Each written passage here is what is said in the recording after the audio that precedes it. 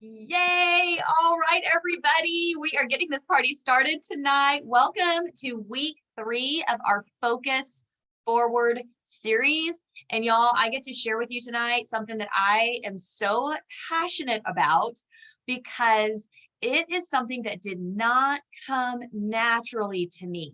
Okay, who knows that we all have that we're like born with amazing giftings, right? Things that just come naturally and easily to us, right?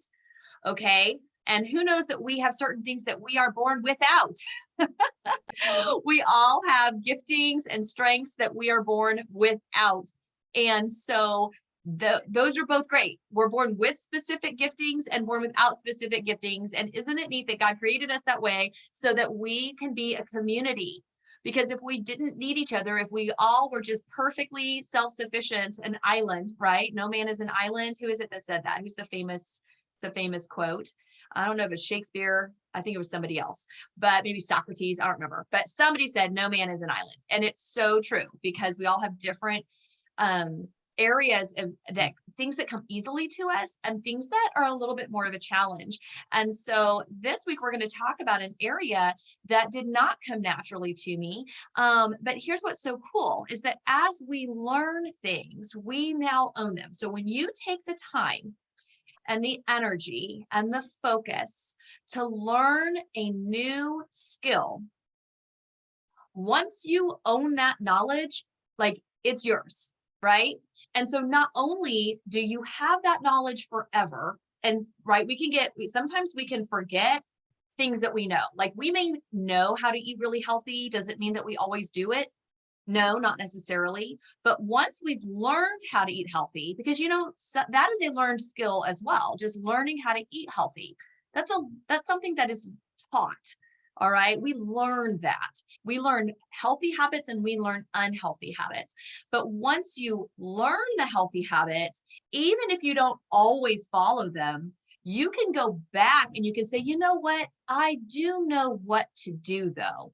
And once we've even done it one time in our life, we've proven ourselves, we can believe that we are capable of learning a healthy habit and B, implementing that healthy habit. And so I'm really excited to share with you something that I made the decision that there was an area in my life that was holding me back from living my best life, from having the success in my business that I really wanted, and from having the joy in my life that I really wanted. And I found an area that I could say, this is holding me back, the fact that I'm not good at this. And so I invested time, energy, and money by hiring coaches to teach me these things and by mastering these skills. And so because I did that, now, even when I fall off the bandwagon, I can go back to the things that I've learned and start from the beginning, as many of you are doing in this focus series. Some of y'all have been consultants already for 10, 15, 20 years, but it's such a great opportunity to have that fresh start and go back to the basics and re-implement the things that we know. Okay. And then what's even more exciting is once you have that information and that skill, you get to pass it on. You get to share it with others. And that is something that I'm very passionate about, is learning, mastering, practicing, and then passing it on to other people so that it can be a blessing in their life. So that's something that we're going to do today. But before we do that, I wanted to just open it up. We've now had 2 weeks of working in this focus series. All right. So the first week, let's just recap. The first week we did really establishing why focus matters, why participating in a 13-week course like this can make a difference for you. And we talked about discovering your why, the importance of knowing what drives you. We talked a little bit about how, pretty much everybody cleans their house, but we clean our house maybe for different reasons. So in this business, booking, coaching, selling, team building, it's the same actions that we all need to do. It's a proven plan. All right, you guys, it's not guesswork. It's a proven plan of how to be successful in this business. So if we know the plan works, why isn't everybody 100% successful? It's because our purpose isn't clear. And so when we get busy, we get tired, we get distracted, somebody invites us to go do something fun. We say yes because we don't have a clear set reason and clarity around why to say no. Gosh, I'd love to, but I have this other priority. I have this other commitment to my business. And so having that why is so important. Then in the second week, last week, oh my gosh, I got to watch the recording. I was on spring break with my family, with my boys. And so Cheryl and Tanya did a phenomenal job of talking about how to really officially be in business. I would always say whenever a new consultant would be like, I've run out of people, I'd say, congratulations, you are now a professional.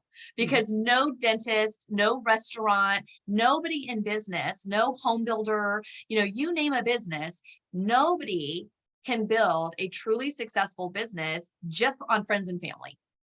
But it's a great place to start. It's a great place to practice the recipe of, do you like this chocolate chip cookie better or this chocolate chip cookie better because I'm opening a new bake shop, which, whatever the case may be, or spread the word. I've graduated from dentistry school. I'm opening my business. I'm telling everyone I know, and I'm asking you to tell everyone you know, right?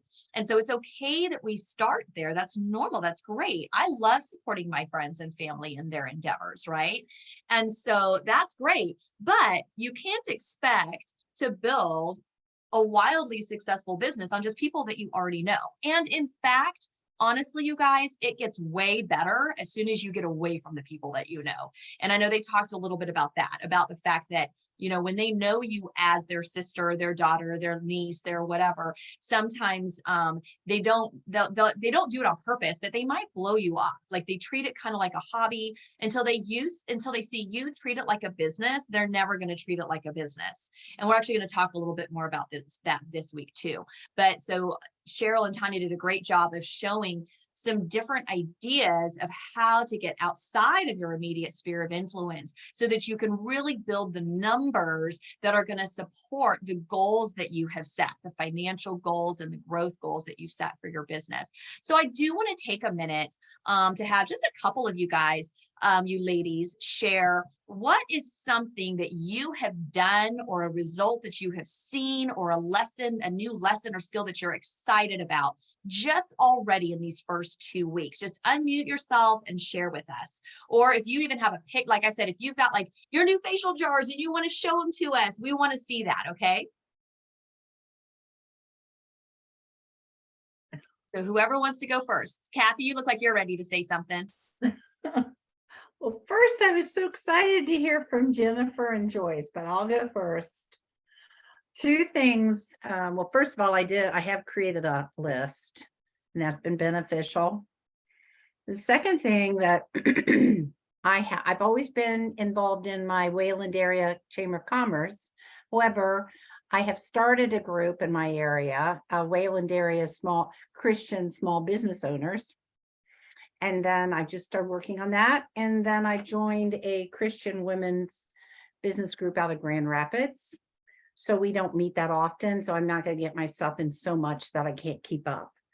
The other thing, and I really got this from last week, probably, I don't know if it's from Joyce or Jennifer or someone, might have been, I don't know who talked about it, might have been Cindy, but I came up instead of, I'm making bless you bags, and they're just going to be tucked in my purse. I think I actually got this idea from Tanya, maybe, or no, it was one of them. And I'm going to have a bag. I hope that I can get one of my sisters, Jennifer or Joyce, to make that for me and have my name on it. And then I'm just going to have that with me at all times. And it's just going to be a bless you bag. I have them for the gym. I have them for when I'm out with my business card. I'm also going to put a Christian card in it, like a little note and a product. And they're just going to be, I'll have little labels put on, bless you. And that's it. Excellent. Oh, I love that. That is fabulous. Last week. I don't know who talked about it, but it came all from last week's meeting. Yeah. Yeah. I think a couple of people talked about it. So that's great. Thank you, Kathy. Who else has something exciting that you want to share? Joyce, you are muted. Unmute. You look fabulous, though. You too. Unmute. You're still muted. Okay. There she Now is. can you hear me? Now we can hear you. Okay, cool. Lead generation. There's been a lot of discussion about the lead jars. I actually had a jump on this because I put out my first jars in October. And it's been interesting learning which my hair is kind of goofy. This is the first time I've seen me. As soon as we get on Zoom, everyone's like, okay, what's going on here? Okay. I only have 9 jars out right now. I'm getting the other 6 together, but it would be the first week I got 2 or 3 names. And then there were a couple of weeks I got no names, and I'm going, okay, I'm not going to be discouraged. It's going to happen. Tanya said, hey, you just leave them, and you just leave them out there. You just leave them, and on the way back to the car, you pray for the jar that somebody will actually put something in the jar. But this last week, and it's really funny because when you start looking for places to put your jars, you want to look for high traffic areas or areas where people have to sit for like a while. You know, they got to be there in the space for a while. And some of my places I was curious because every time I would go there are no customers there. But actually I've gotten, it just must be the time I go because I've gotten names from those places. But there was this one place that was always very busy. There were, it's a beauty parlor or beauty shop or salon, whatever you want to call them now. But there were always a lot of people there. And for the first 8 weeks, I got no names at this place. And I was really going, well, I don't understand. So I changed the way my jar looked. So that's always an option. You can, you can do something different with your jar. I've chosen to take a monthly theme. February I had a heart on it because it was Valentine month. And in March, I had a 4-leaf clover on it and said, good luck. And, but I've gotten more leads in the last 3 weeks than I did in the first 8. So, don't think just because you put them out and you're not getting leads, it's like they're cold and you have to wait for them to warm up before people actually start putting their names in it. So I go every week and check on my jars. But some people wait a couple of weeks, and that's probably more rewarding because you get a full 14 days for somebody to put their name in it. But Well, I actually, that I would think that calling them as quickly as possible, like if somebody puts their name in and you wait 2 weeks, that could kind of turn to a cold lead by then too. Yeah, but I always start out my conversation with, you won. Whether it was 2 weeks ago or yesterday that you put the lead in the jar, you won. And this week, I actually, the place that never got any leads, I got 4 leads out of that place alone, and 3 of the people booked. So I have 3 bookings this week from lead jars. I love it. Yay, everybody. That 3 bookings, 3 new bookings in 1 week from her lead jar. That's fantastic.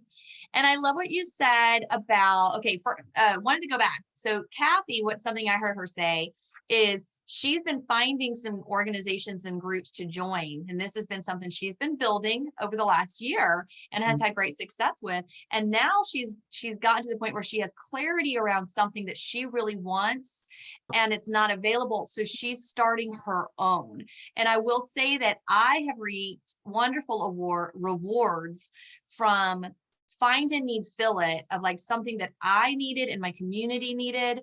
And I didn't necessarily do some of it. I did for business. some of it I really didn't even do for business. And yet I met so many people, and our business is so natural and organic that everybody wants and needs. And so my business absolutely grew from that. And there's strategy around that of like, how can you create something that is going to not be such a demand that it becomes another full-time job to manage it, right? But that it's something that's a community that can happen with or without you. So that was something I created a net, like just a meetup group in my neighborhood, but I was very specific to create it where I hosted the first couple, but then after that I had people volunteered to host. So what was amazing is I didn't do any, I did a little bit more to like make sure it was happening and get it off the ground, but I didn't have to put a lot of effort into it. But man, for years, we ended up with this group of over 500 or 600 women in our neighborhood. And we would get together twice a month. And there was usually only 10 to 20 people at each one, but it grew, and every single time it was different people, and they would introduce me. Oh, this is Reagan. She's the one who created this. She's the one who brought this together. This is her thing. And I'm like, it's not my thing. It's everybody's thing, but it grew. I made, it was such an amazing networking opportunity, even though I really created it because I just needed friends and I needed something to do that was where I wasn't there to try to book, sell, coach, and recruit. But then I've also helped build BNI chapters and things like that. So did y'all hear that? Like when Kathy said that, did y'all pick up on that? How she has found things that are in alignment with her values and her interests. And she has joined these things. And then she also took it even a step further and created something that, that there was a need for. And I know she's going to be blessed by that. And then as Joyce was sharing, a lot of people, when they do these facial jars, are like, well, I tried it and it didn't work. And it's because they put maybe 3 jars out. They left them out for a couple of weeks and they didn't work. And one of the jars disappeared because y'all, the jars sometimes disappear. It's true. Yeah, That's why I like, would be in. Yeah, I would be in there every week if you can, if at all possible. But I loved her idea of like so instead of being like, oh, it didn't work, she stopped and asked herself, is there something that I can do to draw attention to this? Like, is there something that I can do to get better results? And she was willing to make a tweak. She was willing to do a little bit extra, a little bit of, and then some, by making it seasonal, So I just love the problem solving. I love the creativity. Does anybody else have anything that you want to share about what's been working, what's going on in these last couple of weeks for your business and your growth?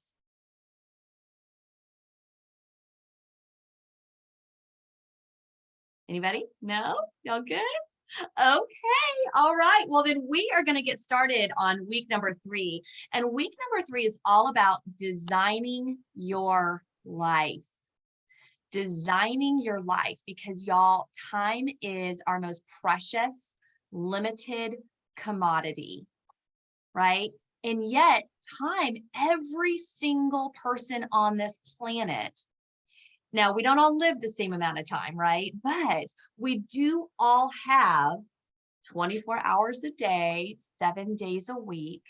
And so that's something that when I look at successful people who are living a lifestyle that I want, that's one of the biggest things that I ask myself, because that is one of the biggest challenges for me, is I can get into a scarcity mentality when it comes to time, because I feel overwhelmed, or I feel tired, or I feel stretched really thin, or I find myself getting into reactive mode of what other people think I should be doing with my time, or what I think other people think. Like I get into people pleasing mode, and half of the time it's probably not even anything that other people would expect of me. And then I get really irritated and resentful because I can't possibly size up. And they're like, size up to what? It's all in my head, half of it, right?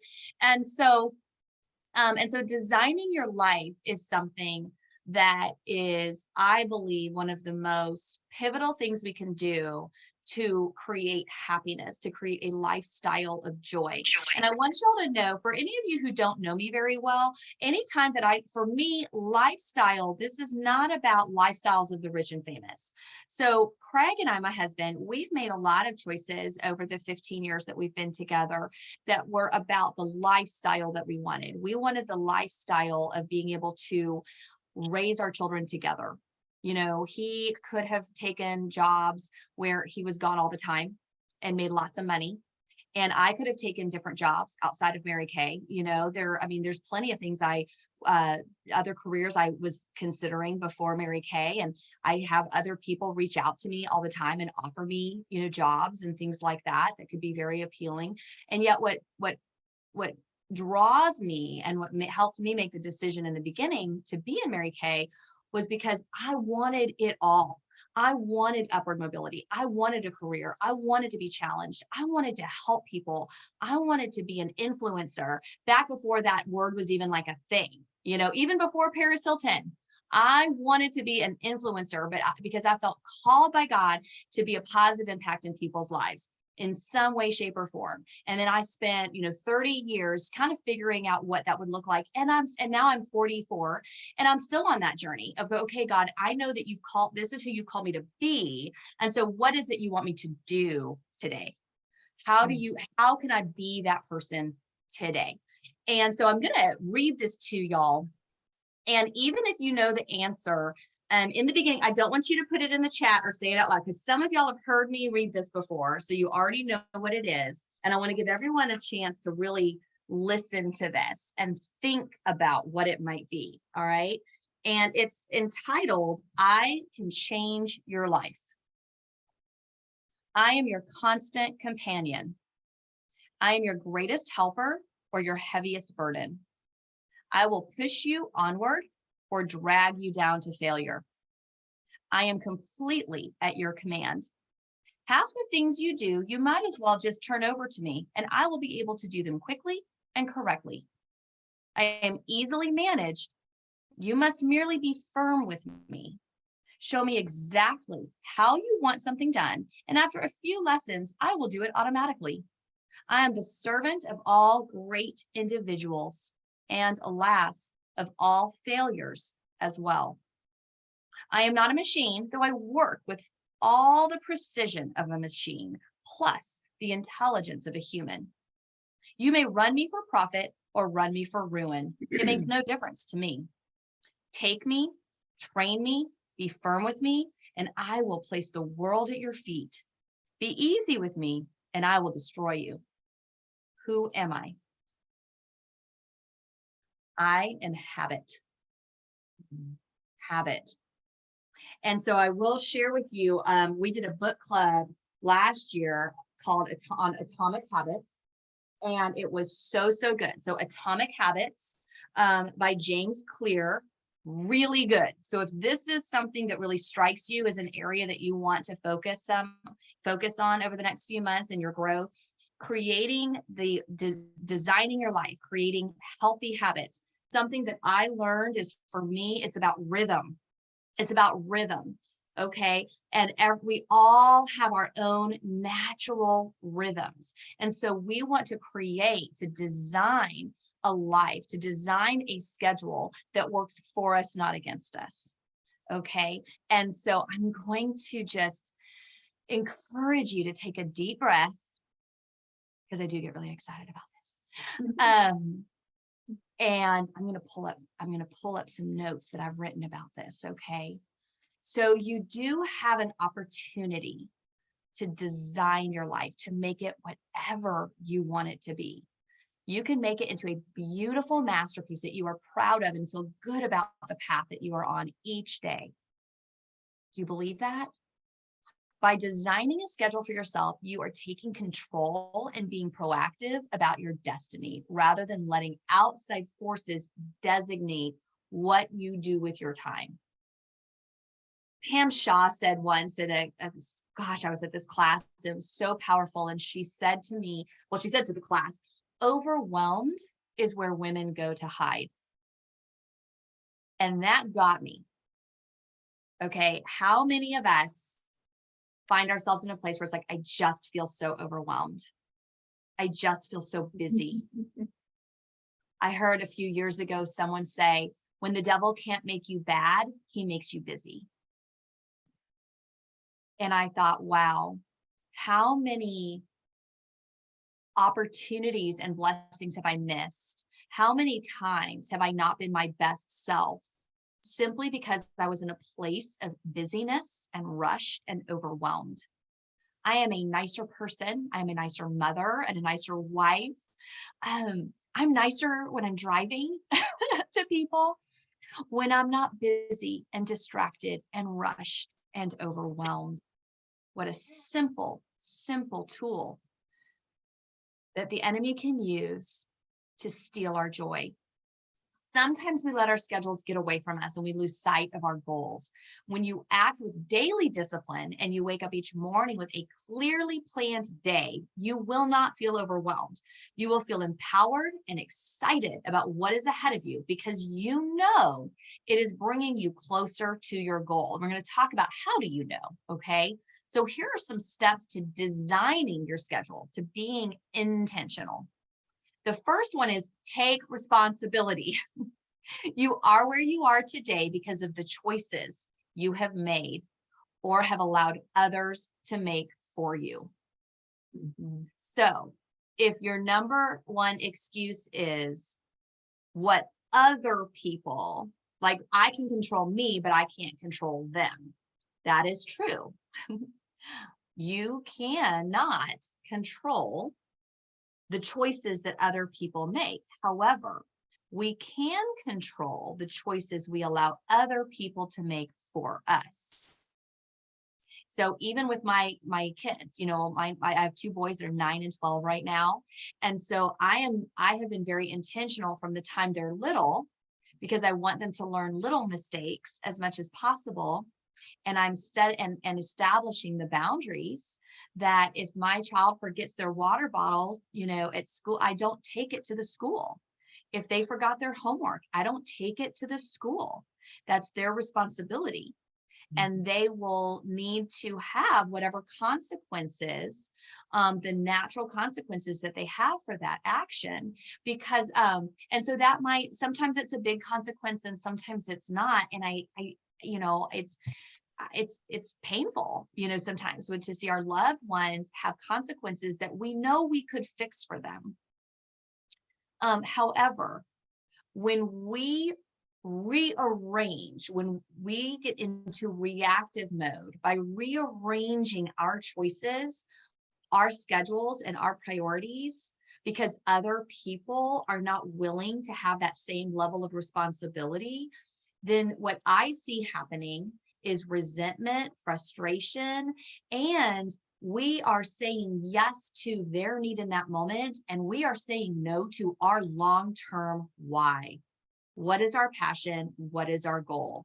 And so teaching the people will treat you exactly how you train them to treat you. And so having some boundaries in your life not only makes your life, it helps you to be responsible for your own life, but we're going to get to it a little bit. It actually makes most of your relationships much better, much happier, and much healthier. So taking responsibility is so important because you are where you are today because of the choices that you made yesterday, and your tomorrow depends entirely on the choices that you make today. And so responsibility might seem scary, but you guys, it's actually so freeing. In Mary Kay, no other person can determine your success.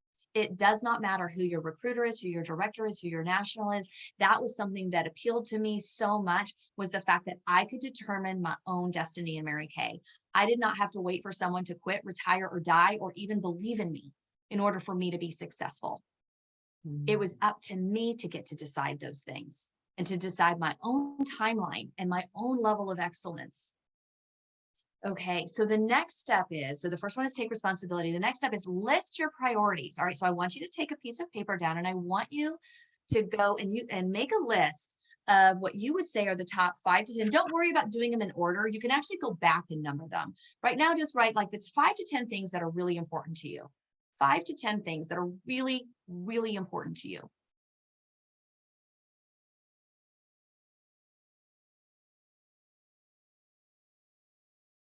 So probably things like my family, my relationship with God, my health, my friends, my job. What's important to you? What is important to you? And you can even put in the chat here, or you can unmute if you want to put anything in there. Now in Mary Kay, we're talking God first, family second, career third. So I'm going to talk a little bit about that. But what are those things that are important to you? All right. And then go back and number them and prioritize them. And just at first glance, and you can take this and you can spend some time this week on this. Okay.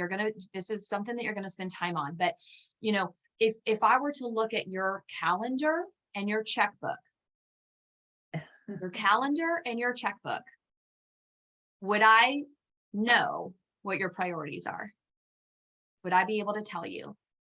Because if your time, treasure, and talent are not going to your top 1, 2, 3 priorities, then you are not living your ideal life. You are not designing your life in accordance with your priorities. You are responding to what our culture or what other people have placed expectations, or what you think is normal or expected of you. And I will say that I made a decision, and some people get it and some people don't, and that's okay, because not everybody, that's a big part of it, is you don't have to agree with me. You don't even have to like me. I like everybody, but I'm not friends with everybody. I'm nice to everybody. There are very few people, to a fault. I have people who are like, I cannot believe, I choose to not be offended. I choose to like people. I choose to believe the best and see the best in people. Part of that's just how God created me. And part of that is just a daily choice in times of hurt and disappointment, to not take offense, to not waste my energy on trying to please people who have nothing to do with my God, my faith, my family, my finances.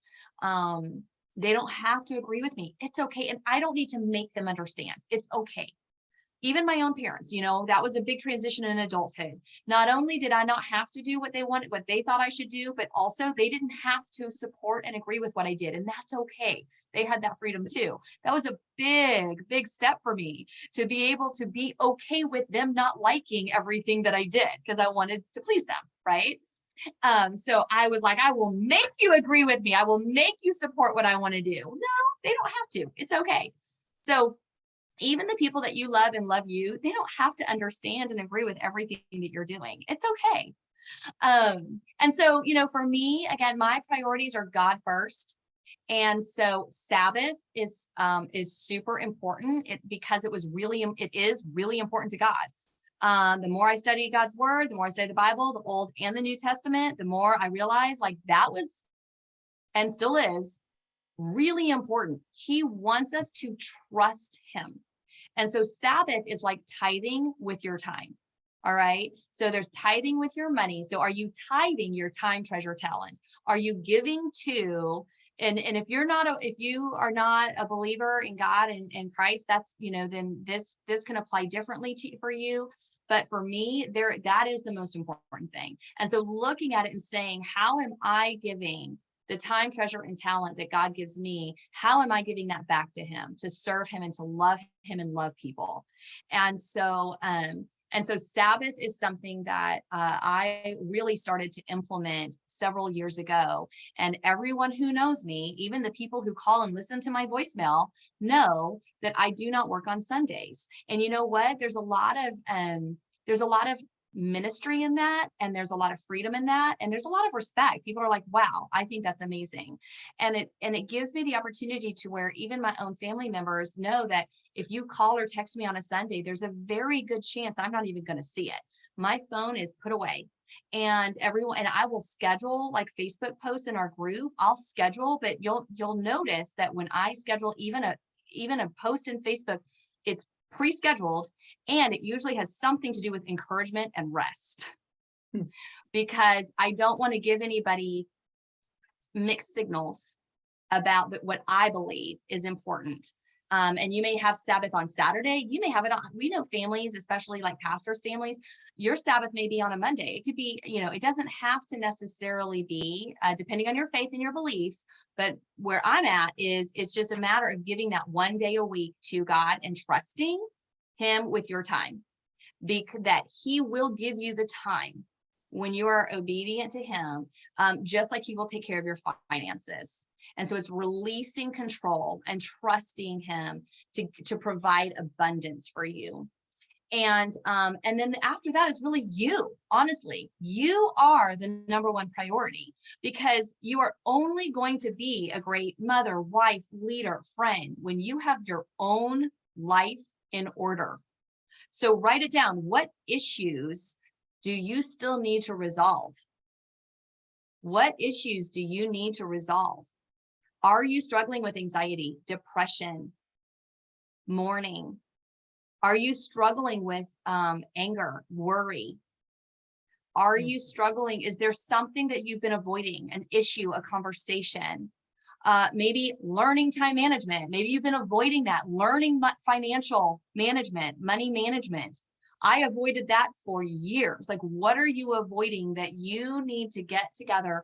And and if you need to be in counseling, be in counseling. If you need to be reading a book that's something that encourages you and pours into you, whatever it is, like, what do you need to do to be the best version of yourself? Mentally, emotionally, spiritually, physically, are you healthy? And if not, what can you do? What tiny shift can you do? Maybe it's just, I'm going to start drinking more water. I'm going to start paying attention and making sure that I am drinking water like I know I should. I'm going to go on a 10-minute walk every day. The weather's starting to warm up, right? It's getting nice. 10-minute walk every day. What is one little thing, a simple solution that you can do to move you closer in the direction of living your best life and being your best self? And, something that my mom always would teach is when you're on an airplane, before you take off, the flight attendants go through the whole safety thing, right? And they tell you to always, that in case of lost pressure, right, imbalance, in a situation of imbalance and danger, put the oxygen mask on yourself first before helping others. Because if you are passed out on the floor, you can't help anybody. And so we really cannot give and be, not that you need to be perfect and have it all together, because Lord knows I don't, none of us do, but giving yourself that permission to be your best self and to be healthy. Because then what happens is we move out of this place of striving and people pleasing and martyr-like self-sacrifice, and we come, and instead of this, like that book, The Giving Tree, that book depresses me. I don't know if I just don't understand it or what, but my kids have it and I read it to them and I'm like, this is horrible. But it's like, let me just give you everything of myself until I have nothing left. Well, Jesus did that, but Jesus is God and I'm not God. And I know that when I have nothing left to give and I allow the people in my life to just take, usually they don't even know they're doing it, because I'm the one doing it. Right? If I just said no, they would be fine. They may or may not like it, but they would be fine. And so what are the things that you can do to be your best self, to take care of yourself? And then what happens, you guys, is you now are giving even more to the people in your life because of overflow. I want you to think of yourself as this beautiful fountain. And when you are so filled up with joy and peace and patience and kindness and balance and a sound mind, when you are so filled up with those things, there is a natural overflow. Everyone in your life is impacted positively from that. It is not selfish to want to be truly healthy and happy and joy-filled. And so your faith and your mental and physical health are key to leading a balanced life. So daily, what can you do daily? Some kind of physical activity, some kind of time for mental rest, physical rest, fun and connection. What can you do? Little daily habits. And again, this book of Atomic Habits is a great place to give you some more ideas. I could talk about this for hours. So I know I can't go into a lot more, but think for yourself, what would that look like? And then of course is your family. What are your family commitments and how can you communicate with your family? And so we're going to talk about designing your life and designing your schedule. And a very key element of that is the communication that you have with the people in your life. And that may be people in your home, or that may be people outside of your home. It may be your family, it could be your church family, it could be parents, it could be adult children who don't live with you, it could be your neighbors. And sometimes when we make these transitions, there's a pruning season that happens, there's a shifting season that happens, that they don't know what you know. They don't know your why.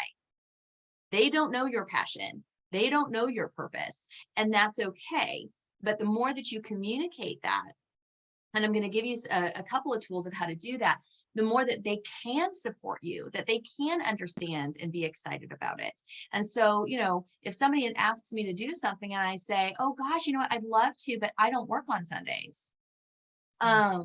Or gosh, I would love to do that, but Thursday night's my family night, or Monday night is my family, like, this is my schedule. And not that I don't have to explain myself to anybody, but at the same time, it helps my relationships.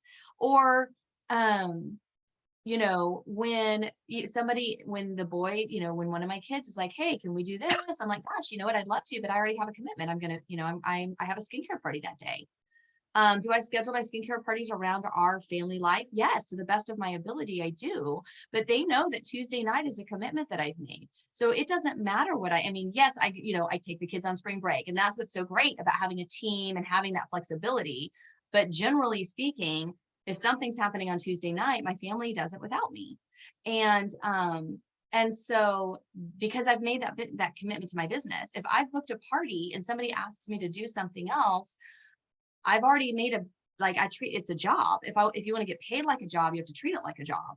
And so that's something that, I think there's that balance of being an entrepreneur gives you the freedom, but being an entrepreneur means honestly, most of the time you might work harder than anybody else, but you get to decide when, you get to decide where, you get to decide for how long.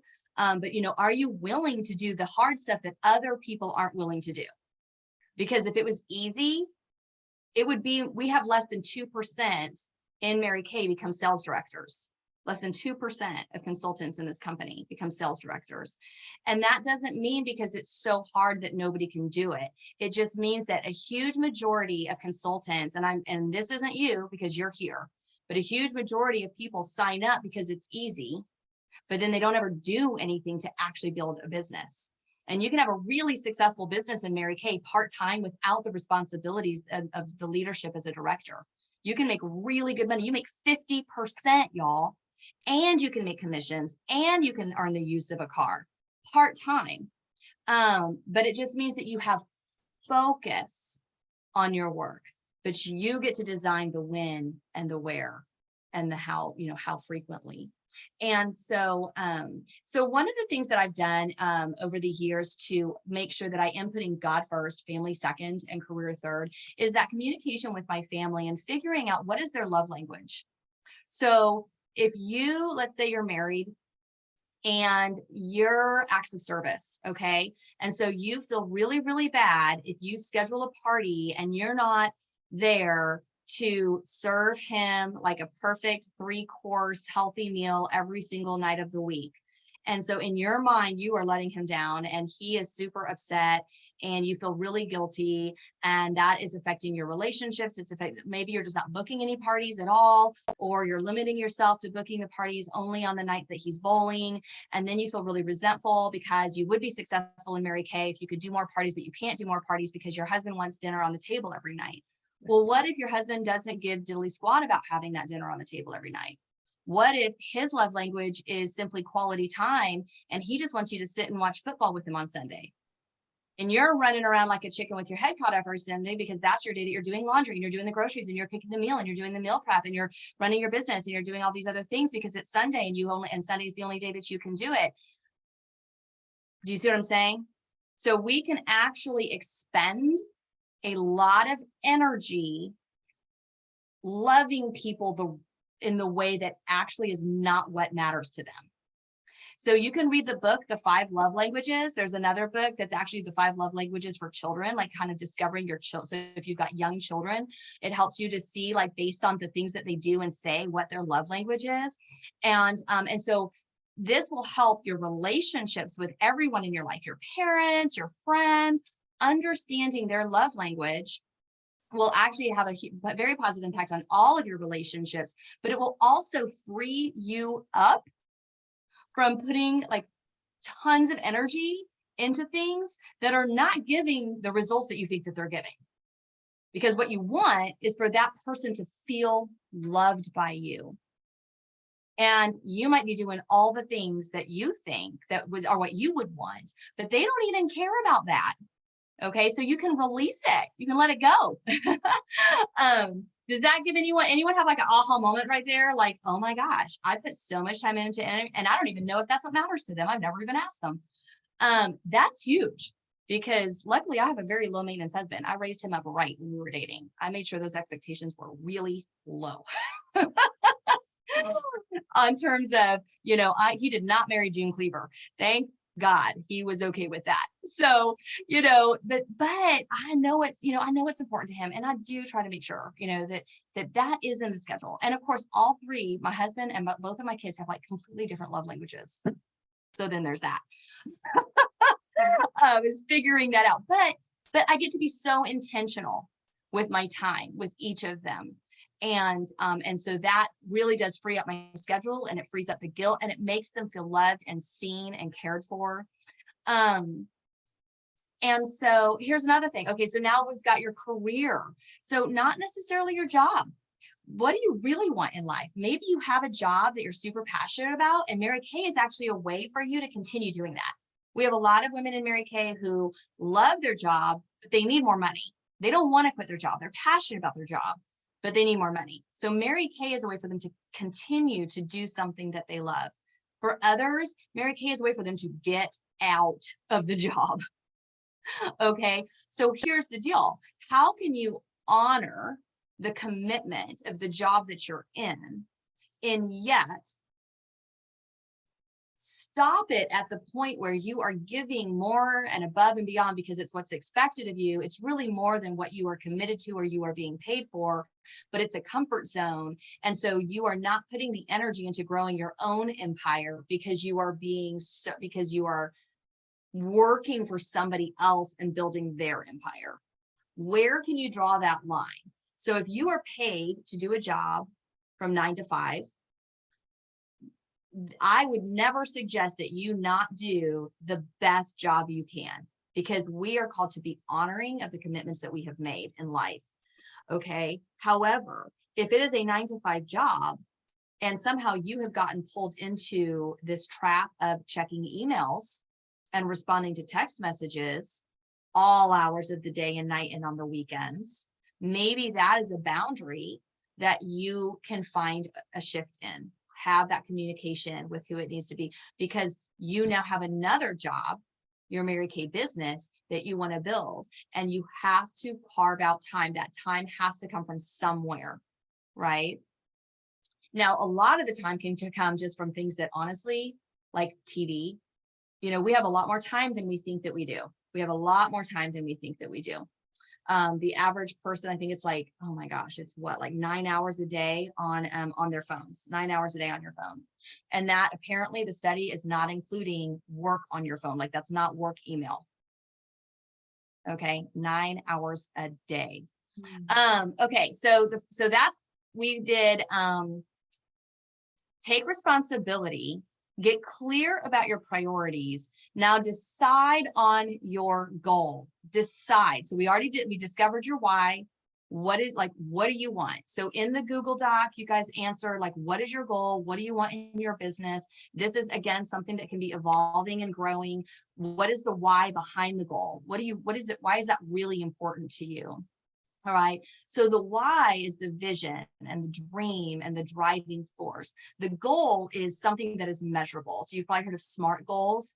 SMART is specific, measurable, action-oriented, like winning the lottery is not a goal. Okay, you can't, that is not something that you can, I mean, you can buy a ticket or not, but that is not an action-oriented, okay? So it's got to be specific, it's got to be measurable, it's got to be action-oriented, realistic, and time-bound. There must be a deadline. I got to do a Tony Robbins workshop this weekend or last week, and he talked about a SMART goal, and his SMART is for, the S is for strategy. Do you have a strategy in place? Well, in Mary Kay, aren't we so glad that they give us the strategy? We don't have to figure it out for ourselves. So the strategy is there, the business plan, the marketing plan, the numbers, we know that it's there. And we're going to be talking to you about that over the course, this entire course. But are you checking in regularly to see, is it working? Is that working for you? Because if it's not, kind of like Joyce with the lead jars. Okay, what can I do to tweak it? How can I shift it? Do I move it? Do I leave it there? Do I add some names in to make it kind of liven it up? Do I need to put it in a different, like just move it on the different counter? What do I need to do? How is my strategy working? Do I need to make a shift? The M is for measure it more often. So constantly checking in. Don't set a goal and then start doing something and then 6 months later be like, well, this just isn't working. Now, there are some things that we do have to be able to, we have to give it some time. Like there's a momentum that has to build, right? There's a process. But check in more often and check in. Are you getting, the A is for assess, whether it's giving you the emotional reward that you want. Are you actually happier? Like as you're doing this and you're getting the results, is it making you happier? Because sometimes people can set a goal because they think it's going to make them happy. And then they realize that their relationships are suffering, their health is suffering, they're not actually any happier. So assessing. And then Tony Robbins said that R is reinforce what works by celebrating, praising yourself, remind your nervous system that you are doing well. And so when we think about like a toddler, okay, so when we see a baby and they're crawling, right, and they start pushing up and they're starting to like scoot around and hold on to the furniture and they take that first little step and they fall. Do we look at them and go, oh my gosh, seriously? Do you know how many kids are already walking by now? You took one step. Wow, way to go, one step, and you fell, you already fell. All right, you might as well give up. Obviously, you just were not meant to be a walker. That's okay. Other people can walk, you can't. Sorry, I guess you're just gonna, you know, to live the rest of your life without walking. It's great, way to go. I get the kid that can't walk. Like, no, that's not what we do. We celebrate every victory. We celebrate the effort. We celebrate the learning. We celebrate the courage. We celebrate the process. So celebrate yourself. We have forgotten to celebrate the little victories and the fact that like just trying is something to be celebrated. It is a victory to try and try and try again. Give yourself an actual pat on the back. Do this. Do this. Everybody do it. I don't see everybody doing it. I'm going to start calling out names. Okay, now do the other side. Okay, now do this. Woo! Put your hands up. Yeah. All right. Woo! Because you know why? Because we need to celebrate and we need to pump some oxygen. There are so many things that we go to do, like eat or drink or smoke or do these things that we think because it's what it's like because we need to feel something in our brain, that actually if you just took some really excited deep breaths and jumped up and down a little bit, you would feel that. So celebrate yourself every single day. Find something that you can celebrate and give yourself a high five. All right, do your celebration in your own, just where people can't see, you're like, Okay. Celebrate, get that energy flowing, get that reward your brain. Your brain needs to be rewarded, your body, your heart, your mind. And we've stopped feeling good about ourselves. We've stopped celebrating. And so I encourage you to find the ways to find the things to celebrate and walk and talk like you are victorious, even when you're not, because your brain doesn't know the difference. Your body responds to your posture, to your breathing, and you can actually change the trajectory of your day by tricking your brain into happiness. Okay, you can do it. And then what happens is what you focus on is what grows. So when you focus on how am I growing today? How can I be grateful today? Where can I find joy today? Who can I bless today? When we actually make that a part of our rhythm of life, just our habit of who we be, then it actually becomes who we be. Because your brain is a muscle and you are either training it or it is controlling you. You are controlling your brain or it is controlling you.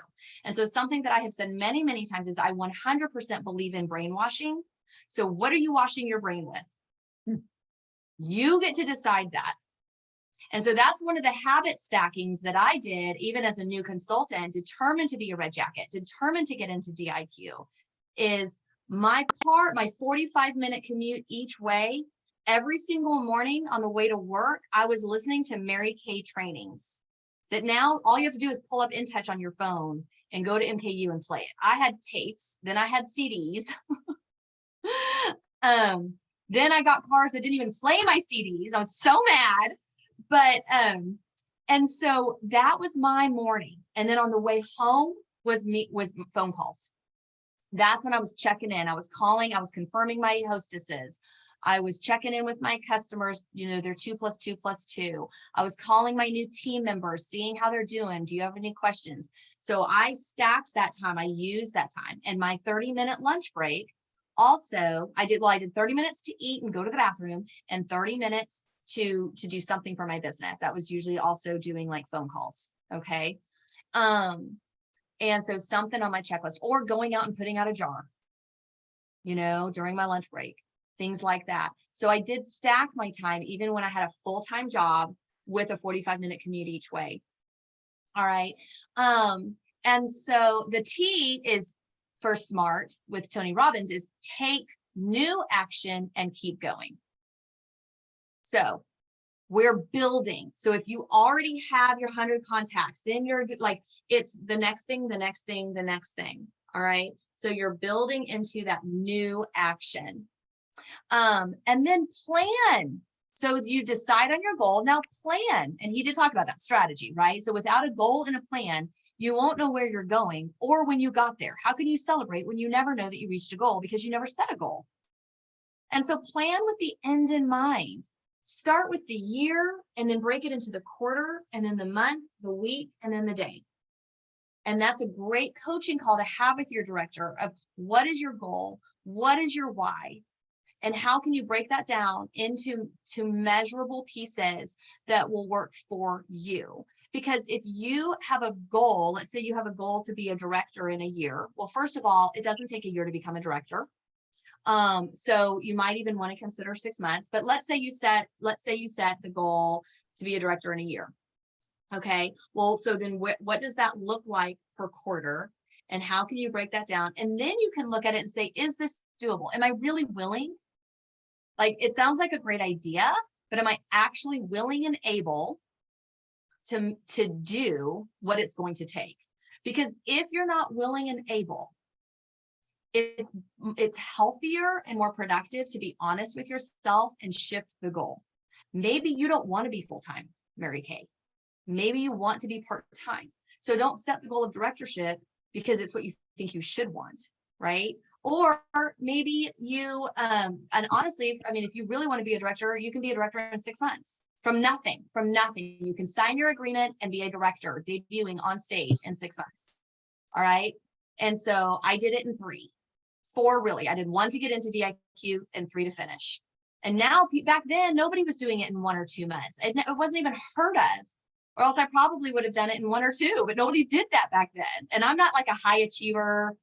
Like that's not my motivator. And so it was these high achievers, record breakers that they were like, why would I take 4 months to do it when I can do it in 1?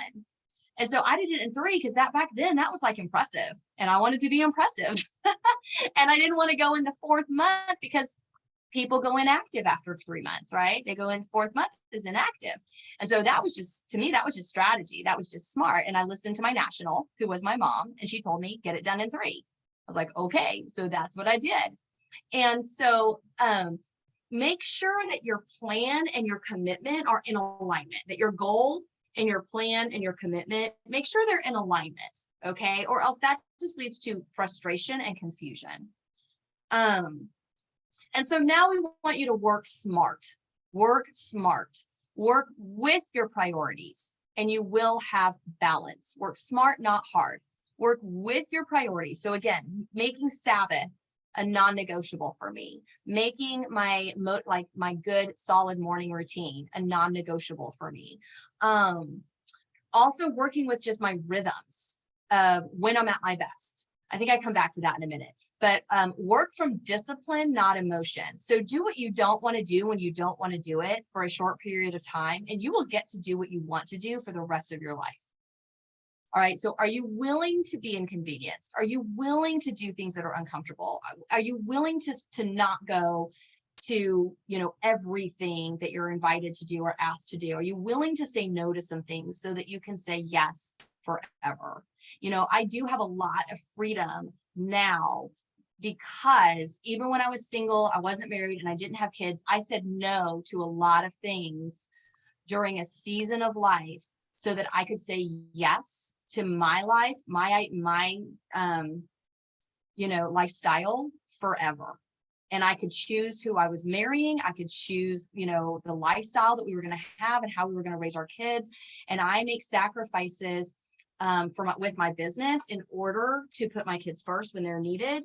And then there are times, but my kids are like, they know they're my priority. So if I'm not at one of their games, I'm at almost all of their games, but if I'm out of town or can't make it to a game or I have if I was like, I'm so sorry, I can't be at this game and please don't hate me forever. And oh my gosh, and I hope you do well, but I kind of hope you don't do well. Like, I kind of hope that you lose because I don't want to miss your big win. And I'm so sorry. Like, what am I teaching my kid about, as opposed to like, oh, I'm not going to be at this one. Daddy's going to be there and TJ's going to be, oh, okay.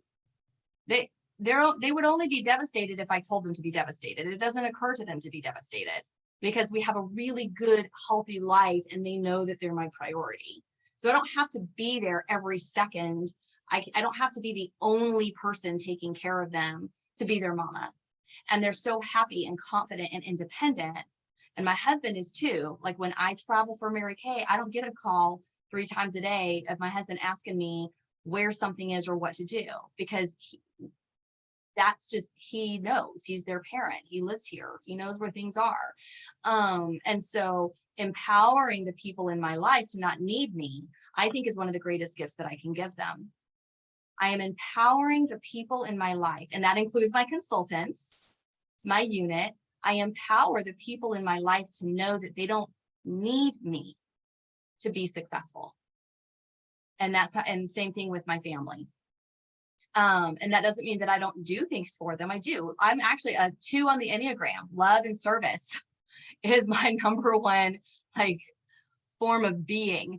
And so I do love and serve and connect. But I can do anything, but I can't do everything. Mm-hmm. Right. And so duplicating yourself, right? So that's where so Mary Kay always taught us to get a housekeeper. Get an assistant, hire someone to help you. If you've got kids around and what are they old enough to do? TJ labeled my products tonight when he got home from school and I pay him a little bit. That's the extra. And you know what? You can pay your kids, I think it's $6,000 a year, non-tax, that you can actually pay your children.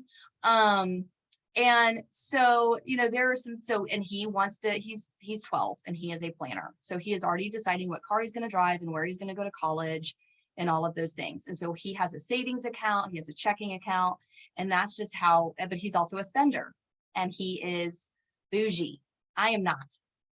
I have a bougie kid. I am not bougie. And so I'm like, well, honey, it's a good thing that you're really smart and you do well in school so that you can pay for this amazing lifestyle that you're going to have. And so, but we're teaching them these things. And so what can you delegate? And sometimes you can delegate things for free to people that are in your life. And you might reach a point where in order to free you up to do the things that are going to make you $100 an hour, you might need to pay somebody $20 an hour so that you can go make $100 an hour. Okay, so if that is the case, if time really is an issue, when I was single and I was in my 20s and I wanted to be a director and I didn't have kids, I still got a housekeeper because I don't like cleaning. I'm not particularly good at it. I'm definitely not efficient at it. And that was something that I could do because I function much better in clean. I'm like kind of OCD, but I'm a high I. So I pile things and I stack things and I'm great at tidying and organizing. But those are learned skills. And so I did have to delegate, I had to delegate getting a housekeeper because otherwise I would do that instead of what was going to grow my future. I would use that as an excuse. And now I do it because I am so much nicer to my family than I would be if their muddy feet came in on the floor that I just spent half a day mopping. It takes my housekeeper 30 minutes to mop the floors. It would take me a half a day. And I know she's coming back next week. And so I don't get as upset when things get messed up because A, the family helps clean up after themselves, and B, a housekeeper comes every week and resets it. So we're at, does that make sense? There are times where I'm like, it's a good thing that the housekeeper is coming tomorrow because I would be losing my mind right now, but I can walk past it because I have somebody else doing it. And so duplicating yourself by delegating things out, and then learn the lesson from Daylene White and Mary Kay's very first consultant, director, and national sales director. She said, book classes. A facial is just you and one person. A class of 3 triples your effectiveness. A class of 5 is 5 times your effectiveness. And then bring somebody. If you're team building, always have a team member observing your skincare class. Let them learn while you earn. You don't go do her party for her. She gets to watch you do a party. And then you're building her confidence that she can do one too. And she's helping you and she's learning while she helps you. And practice makes permanent. So you really must practice the skill to learn it. But you need to practice it. And it doesn't have to be perfect. Listen, we're not going for perfection. All right. But we are going for progress. So practice makes permanent. And so in order to learn a skill, and like I said at the beginning, once you are willing to invest in yourself and really learn something, you now own it. And you get to pull from that anytime you want. That is now in your toolbar, your tool belt. You have that in your tool belt forever. And now you also can share it and duplicate yourself with your team. Because if you're holding parties, you're making 50%. When you recruit someone and she's holding parties, you're making 4 to 13 to 26%, and you weren't even there. So you might invest in her and help her with her confidence and her growing and connecting her to the resources and the trainings and let her come and watch a party with you. But now you're duplicating yourself. And so that's where the security comes from, where even when you're not working, you can still have income flowing in. All right. So as a consultant, there is a residual income. There's exponential growth because of our reorder business. You don't always have to work harder to make more. When you do the same level of work consistently, your income will grow. If you have 3 parties a week, 3 parties a week, 3 parties a week, then the first few weeks, you're only profiting from that party. But then by the 3rd month, your reorder business is starting to pick up. And so now on the way to that party, you're dropping off a repair set. That takes you 5 minutes and you just profited $100 in 5 minutes. And then when you add your team members, now the company's just sending you checks. Because every time they sell product, they have to order more. And every time they order more, the company is sending you a commission on that. And so there's so much stability that can come from learning to duplicate yourself. And then find what works for you. Be teachable and learn from those who are where you want to be, and find and figure out how to take your own personality, your own strengths, and make it your party. Not one of us, no two of us are going to have the exact same party experience. And that's okay. And that's great. What makes your party special? What's your brand? How are you going to be their best, most favorite beauty consultant? And acknowledge your growth areas and decide if you need to learn it or delegate it. There are some things that I will never be good at, or that I could be good at, and I don't need to be. Like could I be good at cleaning my own house? Yeah. Is that serving my the big picture of the life that I want? No. Am I thrilled that I get to provide a single mom with a job every single week where she can count on me to pay her every single week, and I'm helping her put food on her table? Yes. So she's giving a gift to me and I'm giving a gift to her. She's blessing me, I'm blessing her. And everything that we can do to pour money into our economy, especially our local economy, small businesses and parents and our communities, is a blessing. And the more you have, the more you can give, right? And so the more that you can delegate and provide jobs for people, we provide jobs for people.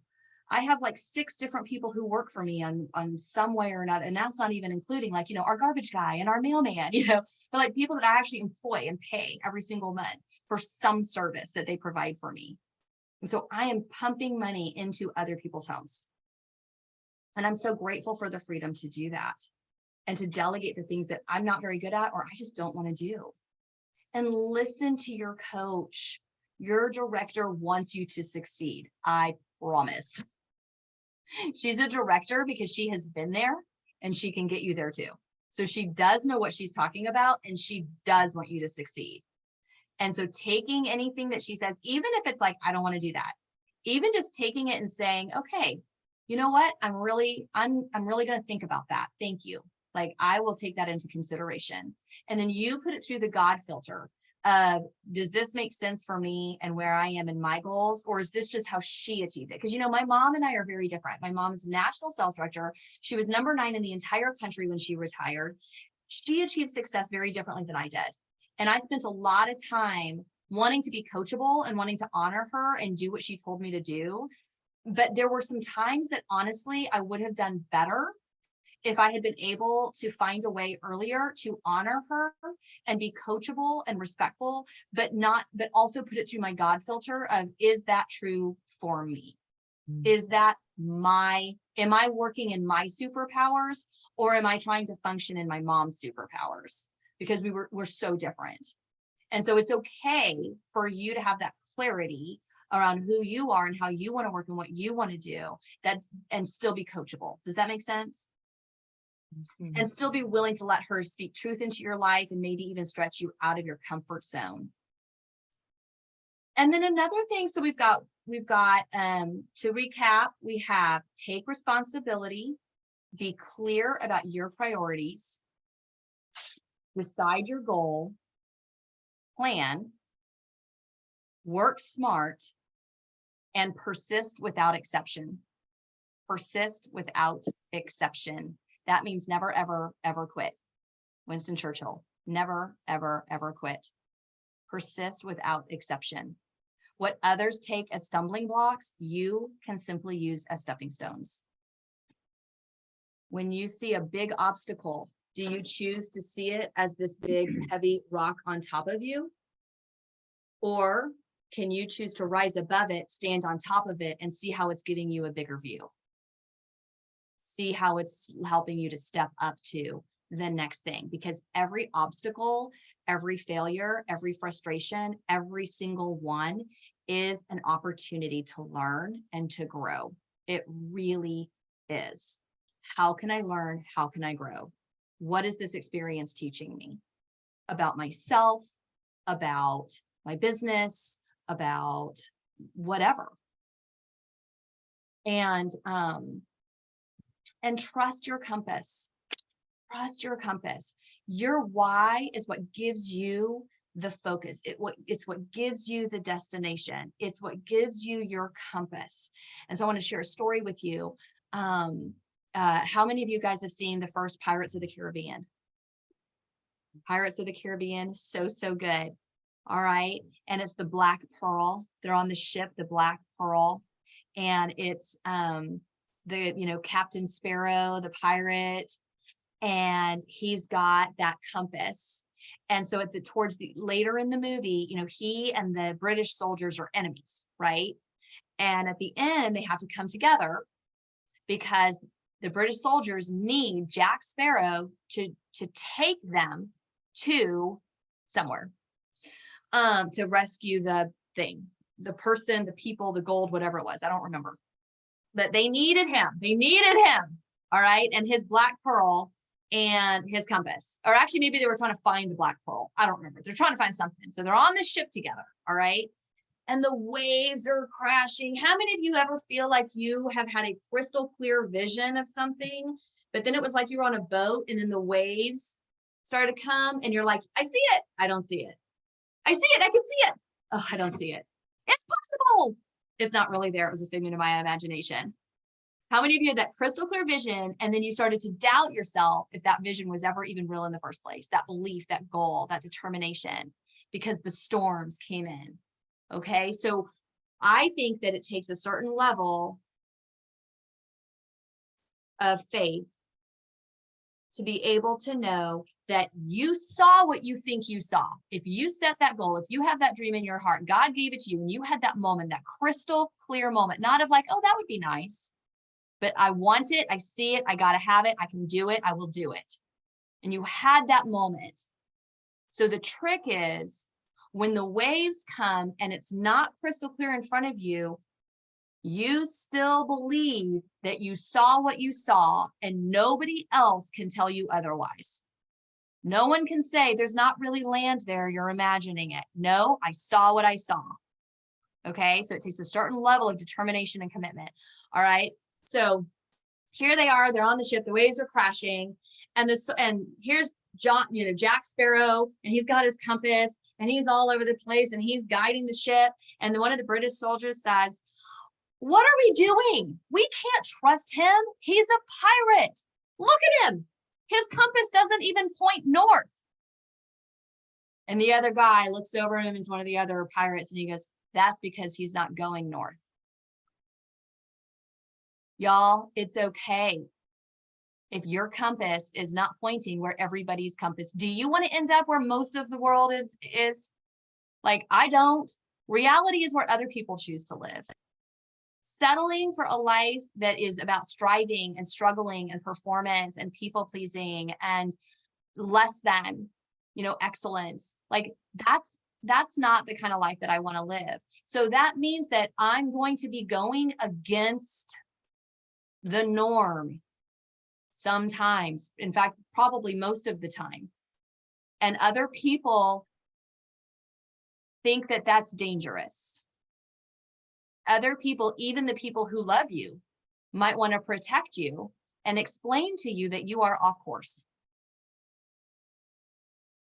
And it's okay that they don't get it. And you don't have to make them get it. Some people, we need them to kind of at least sort of, I'm like, you know what? I answer to God and my husband. Honestly, I don't answer to anybody else. I answer to God and my husband. That's it. I love to have other people on my team and get it and be supportive. But if they don't, it's fine. The only people that I need to be like on the same page with is God all the time and most of the time, but not necessarily always, my husband. Luckily, he's fine with not always having a clue what I'm doing. He's like, okay, I'm like, guess what we did? I tell him after the fact. And he's like, that's great, hon. So does that make so it's okay. You need to get crystal clear because nobody can do that for you. That is between you and God. Nobody can know your true north except you. And so when you have that clarity around your true north, then it makes it very easy to put everything else through the God filter. Do I say yes to this or no to this, or just not right now, or yes, but only this much? Like I'm involved in PTA, but I refuse to be on the board. I love to support. I love to help. I want to be connected, but you know, this is where that line is drawn. I love to, you know, whatever it is, right? All of the things in life. And so that helps when you have that true norm. Other people may not always get it. It may seem like you're going against the norm. That's okay. And John C. Maxwell says, you know, you are on the path to success when it's uphill the whole way. Not everyone is going to be on that path with you, right? Most people are going to want to take that easier path. Okay, so the next thing is, okay, hold on, let me go back here. All right, so the last thing is I want to give you some tips on how to use a weekly plan sheet to make it work for you. All right, how to use a weekly plan sheet to make it work for you. Now, how many of you guys are like artsy crafty? Like you love to do artsy crafty things? Okay, cool. All right, so I'm going to show you. Okay, I'm going to come back to that. So on your piece of paper, these are the things that you're going to work on this week, because we don't have time to sit here and do it now, but this is really important, y'all. Okay, this is really an exercise that will serve you well. All right, so write down the list. You're going to make a few different lists. The first list you're going to write down is the bugs me list. What are the things that just bug you right now? What's bugging you? What are the things, and because and throughout the week, you're going to keep these lists with you. All right. You're going to add to these lists over this is your homework assignment. You're going to be adding to this list over the course of the week. So take it with you. What's bugging you? I'm going to give you some examples. All right. You're welcome to put some things in the chat. So I'm going to give you an example of something that really bugged me. One of the things that used to really, really bug me was my housekeeper would always come on Mondays, because that's when I felt like that should be the day to start off my week right? Clean up after the weekend with the kids. Have her come on Monday. And it would really bug me though, because I wanted to have Sabbath on Sundays. And I found that Sunday afternoons, you know, I started to feel that like stress of getting everything ready so that the housekeeper could come. Right. And the kids had to clean up their rooms and everything had to be tidy so that the housekeeper could come on Monday. And then the other thing that really irritated me was that I would strip the beds in the morning. So first thing Monday morning, I'm scrambling to get everything ready. I strip the beds and I would put them in the laundry. And I had a flaky housekeeper. She was late a lot. And then she would text me 2 hours after she was supposed to be there and tell me she wasn't going to make it that day. Okay. So there were a few things that really bugged me. So one was I needed to find a different housekeeper. But in the meantime, something that I did that made a huge, huge change. One is I got a second set of sheets for each bed. So now what I do is if I want her to change the sheets, because some weeks, honestly, it's like, oh, we were barely in them. We don't even have to wash the sheets every week sometimes. Like we were at spring break this week. So I was like, yeah, I don't need to remake or fold up and wash all the sheets. So what I do is if I want her to make the beds, I put the fresh sheets on the bed. So she strips them, puts them in the laundry room, puts the fresh sheets on. So what happened today, literally today, that my housekeeper didn't come? Nothing. I mean, not a huge deal. Luckily, I don't have a skincare party tomorrow morning or tonight. Luckily, we're on Zoom, so it's fine. But that has made a big difference for me, because then if she is late or she doesn't come, I am not now having to make beds, which I hate doing. The other thing that I shifted is the housekeeper comes on Tuesdays. Problem solved. I now have Monday is my day to get organized. It's my time that I meal prep. I do my own laundry and put it away. Like I do all of the things that I need to do in my office, in my home, and it's our family night for dinner. And so it's like a day that's kind of me prepping for the week. And then the housekeeper comes Tuesday morning. I'm totally ready for her. So two simple solutions. What were the simplest solutions? All right. So so anything that's bugging you right now. Another thing that really bugged me was I couldn't, when I would wake up in the morning, I couldn't like get up and go get my coffee because the dogs, we had 2 puppies. And they're still puppies. And as soon as I get up, they're up, which means the whole house is up. And so I couldn't like get up and go get my coffee. And this actually, I first did this when my babies were infants and our kitchen was right next to the baby's bedroom, because TJ loves to party. And the minute that he hears anything, he's awake and he's ready to party. And he was like this as a newborn. So what I shifted was I have a small coffee maker in my bedroom. I have a cute little setup so that I can have coffee in the morning without leaving my bedroom. Okay. So what are some little things that just like, it's controlling your life, like it's affecting your rhythm, it's affecting your day, it's affecting your choices. Just list them. You don't even have to solve the problem right now, but just start listing them. So that's the first list that I want you to work on this week is what's your bugs me list. The second thing is, what are your like God, family, job? God, family, job. What are your main responsibilities for those things? And it might be laundry, it might be, you know, meal prep, dinner. Maybe it's dinner every night of the week. Maybe you do dinner 3 nights a week and then somebody else does dinner. Maybe, you know, what are your basic like weekly commitments for faith, family, job? All right. So those are 3. So we're on 4 lists now. Bugs me list, faith list, family list, job list. All right. Then the next list is what about you? Or maybe you can even do faith. Maybe your faith list could be like also like your physical, emotional, mental, spiritual health. Like what are the things you do for you? Exercising, your quiet time in the mornings, a book club. Like what are the things that you do for you? Maybe you're part of a walking club or you want to be. All right. And then the last things that we're going to talk about that you're going to start listing out are your Mary Kay things. Now, luckily, we've pretty much already done this. You want your income producing, your primary, your secondary, and your ongoing. Primary, which are IPAs. Those are income producing activities. Secondary are the things that support the primary. So like being on your your Tuesday night meeting would be secondary. You're not getting paid to be here, but is it absolutely supporting your growth in your business and your results? Yes. And so when we have, so if you're not sure, you can even look at this. That's what this does is it's your IPAs and it gives you a really good idea. And then the things that are in all caps are income producing. Those are primary activities. The things that are not in caps that are italicized, those are your secondary activities.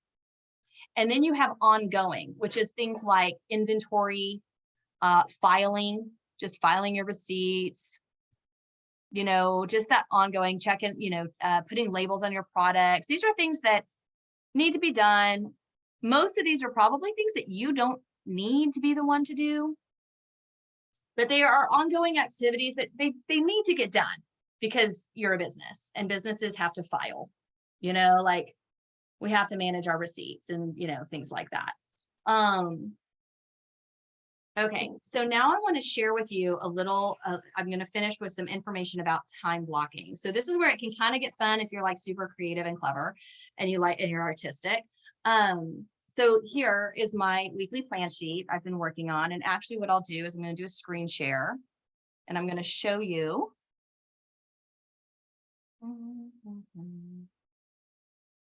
Where'd it go? There we go. Share screen with you. Okay, so here's an example of a part-time Mary Kay with a full-time job. All right. And this one isn't color coded as nicely as some of my other ones, but you can see how it has like you've got your quiet time in yellow and your family time and breakfast and all that. Then you've got your job. And then just twice a week, you do like an on-the-go appointment or some kind of IPA or either a secondary or a primary activity during your lunch break. And then on the way home, you use your car time for your phone calls. And then you do 3 appointments a week. So this is 3 solid appointments a week on Tuesday nights, Friday nights, and Saturdays. And then on our meetings used to be on Thursday nights. And so Thursday night meeting. And if you bring guests, that gets to be income producing. If you don't bring guests, it's not income producing, it's secondary. But if you bring guests to your events, then, you know, that's income producing. All right. And then you still have all of the family time. Now, what's really great is when you have a clear, consistent schedule, your family knows what to expect from you. And they actually feel less stressed and less neglected, because I will tell you that when I'm with my family, and my consultants can attest to this, I don't answer the phone when I'm with my kids. I am not sitting at the dinner table or out at a restaurant, checking my emails, getting on Facebook. In fact, I'm really bad about taking lots of fun pictures and then never posting them on Facebook, because by the time I am away from my family, I'm already on to the next thing. But I don't want my family's experience to be of me, hold on, I'm posting this. So like most people have no idea what I'm doing most of my life because I don't post it. And that's okay. But I am in the moment, and when I'm working, I'm working. So you'll notice that no one has come into my office. My family knows that I am working. And of course, we've gone through different seasons. When my kids were 2, my husband had to really work hard at keeping the kids, out of the room when I was working. And now they just know it and they're used to it. And it's fine, because they know that as soon as I'm done here, I am immediately back in mommy mode, and I am tucking them in at night and spending quality time with them before they go to bed.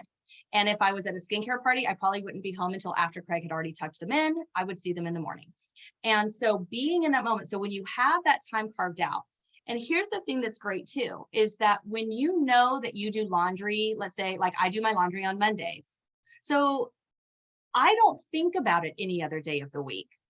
So how many of you can relate to this, that you have that sense of overwhelm because the list is just always so long?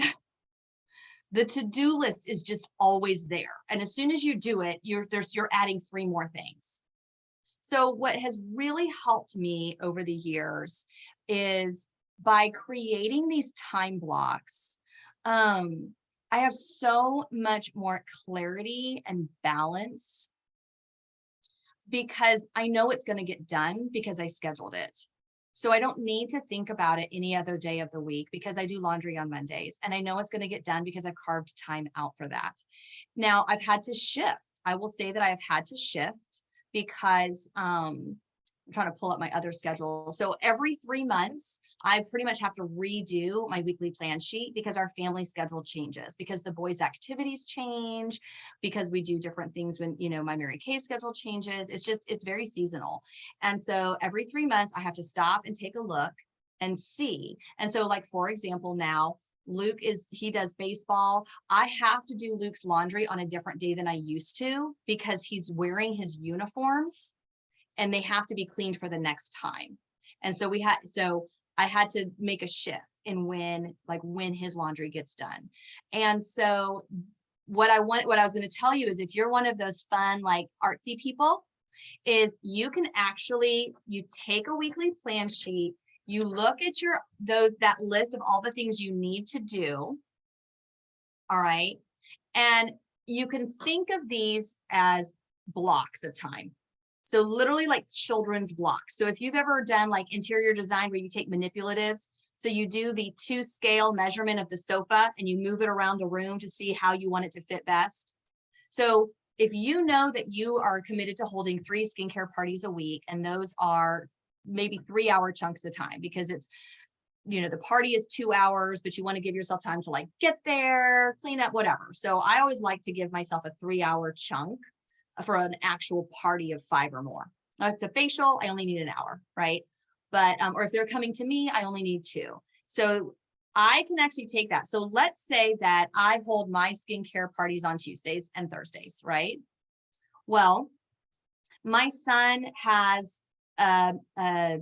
school, some big important thing at school that he really wants me to be on Tuesday in a couple of weeks. So what I do is, do I just change the color of that and just put in my family schedule and put my son's thing? No, I move it. All right. So imagine that I could move this and I put it in a different place this week. This is how you have harmony and balance, but you are not letting go of your dream and your goals and your why and your vision. You can move things around. You just don't get to chunk them. All right. And so this would need to be moved. That means I would need to book a party some other time this week because I have a goal. and it's measurable and I have a deadline and I'm committed and I have a crystal clear reason why. So laundry still has to get done, but this week I'm going to be out of town. So I got to do laundry on a different day, right? So you're moving things around. These are manipulatives. You're able to move them around. My husband and I, we have always been like this. We have a very clear, concise, set schedule, because otherwise he's self-employed, I'm self-employed. I can't be like, oh, I'd love to book a party. Hold on, let me see when my husband's available to babysit. Well, he's not babysitting, he's parenting because he's their father. And also we have a set schedule. So he only needs to check in with me, and I only need to check in with him if we're not able to schedule all of our things with our friends, our family. You know, he golfs, he does it. So he golfs every Friday. That's set. If he wants to also golf on Saturday, he just needs to check in with me. You know, or if I want to do a skincare party on a different night, I just need to make sure that he's available to watch the kids. We're both very flexible with helping each other get what we want, right? And get to do all the things. But it would be exhausting if we were constantly like, I don't know, dude. And we didn't want our kids growing up hearing like, well, I put them to bed last night. It's your turn. I made dinner last time. It's your turn. I had the kids all weekend last weekend. It's your turn. We didn't want our kids to hear that. So we had a very set schedule. So then when our kids were like, Mom, I want you to put me to bed. And Craig knows I'm on my way to a Zoom or whatever. He's like, it's my turn. Mommy got to do it last night. It's my turn to do it. Do you hear how differently that impacts the people in our lives? Like having that clarity and that mindset, how that frees you up. And so by having this, and so then when people ask me if I can do something, I can look at my schedule and I can know whether it's a yes or a no. And it may be I can't right now, but in the summer, I probably can. Or in the fall, I can, you know, but like right now, I either can move things around and make it happen, or I can't. And that, you know, if I had a real job, people wouldn't be like, what do you mean you have to work? What do you mean you can't do, you know, take a week off to go with me to Vegas for my birthday? If I had a real job, nobody would ask, like, be offended, right? It's like, oh my gosh, I would love to do that, but I can't this week, you know, like, or this month. Okay, so does anyone have any questions? I'm going to let you, and then I will let you guys go. I do want to do some recognition. I know we're running late. I'm sorry. I know I actually covered even more than I was planning on covering, but I hope that you guys can feel why I'm so passionate about this and how this can be life-giving. This can be energy giving. This can, a little shift in some choices can make a huge shift in your clarity and your fun and your harmony in your life. And it's not about balanced life. It's about a prioritized life. It's about a rhythm for your life. Oh yes, word for the week. Oh, I need to find it. We will say that it is balance because I've got it on a different sheet and I'm not going to make you guys wait for me to pull that up. So it is balance. No, it's not balance. I just said it's not a balanced life. It's a prioritized life. Prioritized life. So that's our word, prioritized life. Does anyone have any questions? And we've got our focus Voxer. So I hope all of you guys are on that because that's a great place to say, okay, I'm trying to work through this. Here's an obstacle that I have, or here's something that, you know, just isn't quite, you know, I'm not quite getting clarity around. So does anyone have any, but other than that, anything right now, any questions about how to prioritize and how to make a weekly plan sheet work for you? And like I said, there might be some things in your weekly plan sheet that you're doing because it's just what you've always done or what other people have scheduled for you. That just a tiny shift, like moving my housekeeper to Tuesdays and doing laundry on Mondays instead of on, you know, like just some minor shifts, exercising first thing in the morning instead of trying to do it when you're already exhausted at the end of your workday. Stacking. So like I do my Bible study every morning. I read, I do the Bible app and I'm reading it in chronological order for the third year in a row. And one of the things that is my deal is when I wake up in the morning, the very first thing I do is I turn that on and I listen to the 3 or 4 chapters while I'm brushing my teeth and washing my face. And that's not my like quiet time. My quiet time is different. I dig into God's word and I have my journal and it's very different. But this is so that I am first thing in the morning, the first thing that I am washing my brain with is God's word. And then I get TJ ready and out the door. And after I've taken him, depending on what the week, sometimes like this morning, I actually played the Bible recap because I knew it was something that would be appropriate for him. But most of the time I wait till I dropped him off. And then on my way home, I listen to the Bible recap that kind of tells me what about, like gives me context about what I just read. Then I go and have quality time with TJ for about 30 to 45 minutes. Then I take him to school.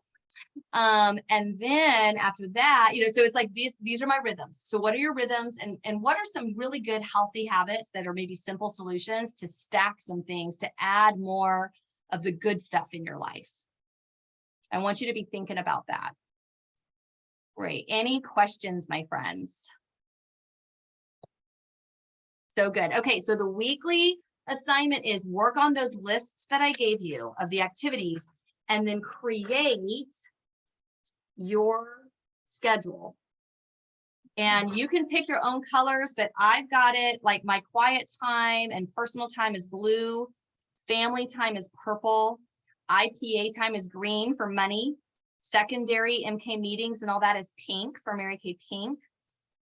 Orange would be like your other job. And then phone, this one has phone time. That one is also pink because that's all